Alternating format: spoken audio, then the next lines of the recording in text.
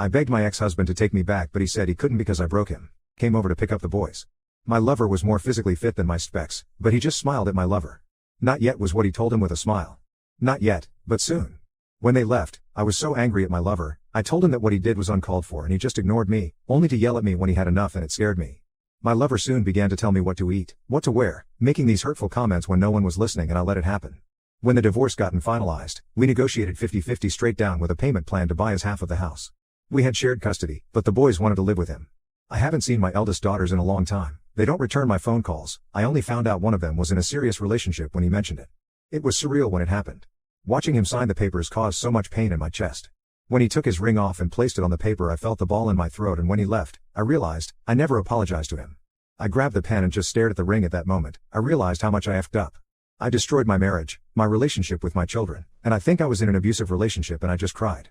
I couldn't breathe, I was too incoherent, but eventually I signed it. A week after my divorce was when my lover hit me for the first time. I was telling him about my day and I bumped into the nightstand and knocked over his phone. He gave me this look, slapped me and called me clumsy. I called my ex and the first thing he asked was, "Does he touch my children?" I told him no and he just hung up. I cried so hard that night. Soon my lover got comfortable using his hands. It went on for 2 months and at the time, I felt like I deserved it. My ex never laid a hand on me. My lover did, and to me, it was karma. It only stopped when he hit one of my daughters who was home from college due to COVID.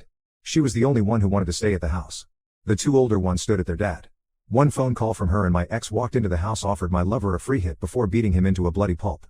My ex was stone-faced the entire time. No emotions. I had to beg to stop him. He looked at our daughter's bruised face and asked her what hand did he use to hit her, and he broke his right hand by stomping on it. When it was over, my ex took him and dragged him outside. Not one he looked at me. Not once acknowledged me.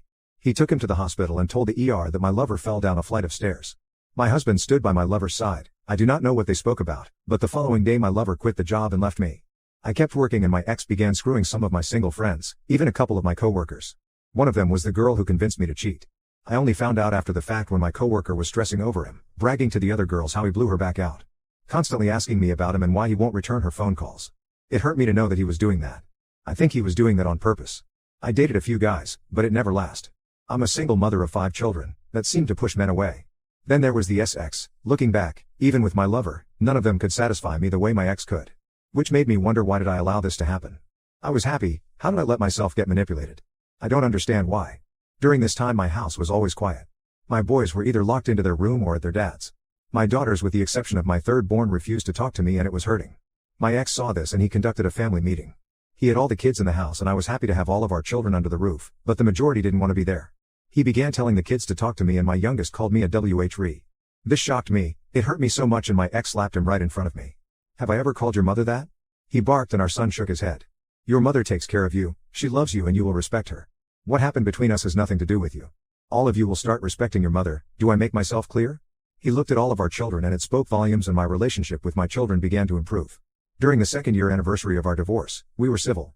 We laughed, talked. He constantly came over to the house to fix things, to talk about the kids, and for a while I had my husband back and I leaned in, but he shoved me and said no before walking away. A month later, he began dating our youngest teacher. She's 10 years younger than him and they have a lot of common interest. She's extremely attractive and I tried to be civil while they were dating, but it hurt seeing him looking at her the way he looked at me. How he touched her, made her laugh. She was the center of his attention and I understood why people envied us. Why they kept telling me how lucky I was. That devotion, why I never noticed it. I had my nervous breakdown when I heard that they were expecting and they were getting married. I woke up with him by my side, wiping the stray strands from my face, and I just cried, begging him for forgiveness, for destroying our family, and he said nothing. He just let me talk while holding me.